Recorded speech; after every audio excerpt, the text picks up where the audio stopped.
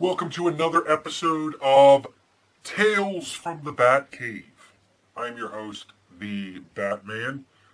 This week we're going to dive right back into another Dr. Seuss book, and to think that I saw it on Mulberry Street. Anyway, let's get right into this. When I leave home to walk to school, Dad always says to me, Marco, keep your eyelids up and see what you can see. But when I tell him where I've been and what I think I've seen, he looks at me and sternly says, your eyesight's much too keen. Stop telling such outlandish tales. Stop turning minnows into whales. Now what can I say when I get home today? All the long way to school and all the way back, I've looked and I've looked, and I've kept careful track, but all of that I've noticed, except my own feet, was a horse and a wagon on Mulberry Street. That's nothing to tell of. That won't do, of course. Just a broken down wagon. That's drawn by a horse. That can't be my story. That's only a start. I'll say that a zebra was pulling that cart. And that is a story that no one can beat when I say that I saw it on Mulberry Street. Yes, the zebra is fine, but I think it's a shame. Such a marvelous beast with a cart that's so tame. The story would really be better to hear if the driver I saw were a charioteer. A gold and blue chariot's something to meet, rumbling like thunder down Mulberry Street. No, it won't do at all. A zebra's too small. A reindeer is better. He's fast and he's fleet, and he'd look mighty smart on Mulberry Street. Hold on a minute. There's something wrong. A reindeer hates the way it feels to pull a thing that runs on wheels. He'd be much happier instead if he could pull a fancy sled. A reindeer and a sleigh. Say, anyone could think of that? Jack or Fred or Joe or Nat? Say, even Jane couldn't think of that. But it isn't too late to make one little change. A sleigh and an elephant. There's something strange.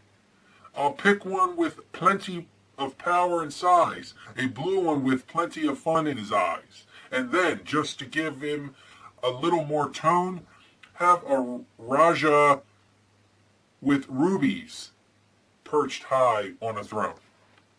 Say, that makes a story that no one can beat when I say that I saw it on Mulberry Street. But now I don't know. It still doesn't seem right. An elephant pulling a thing that's so light would whip it around in the air like a kite.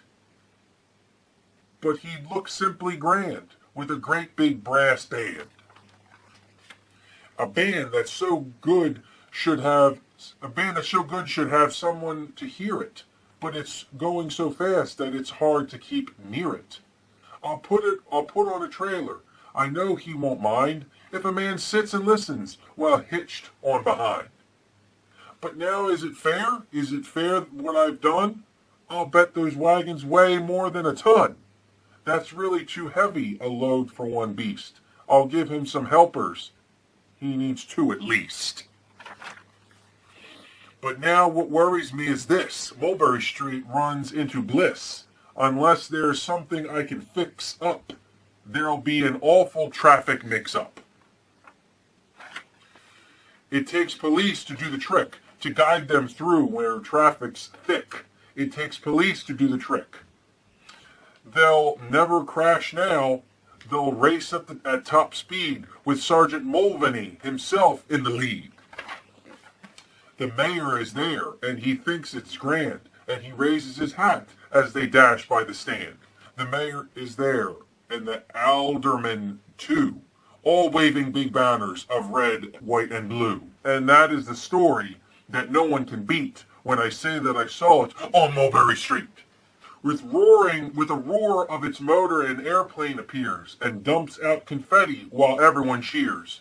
And that makes a story that's really not bad, but it still could be better. Suppose that I add a Chinese boy who eats with sticks, a big magician doing tricks, a 10-foot beard that needs a comb, no time for more, I'm almost home.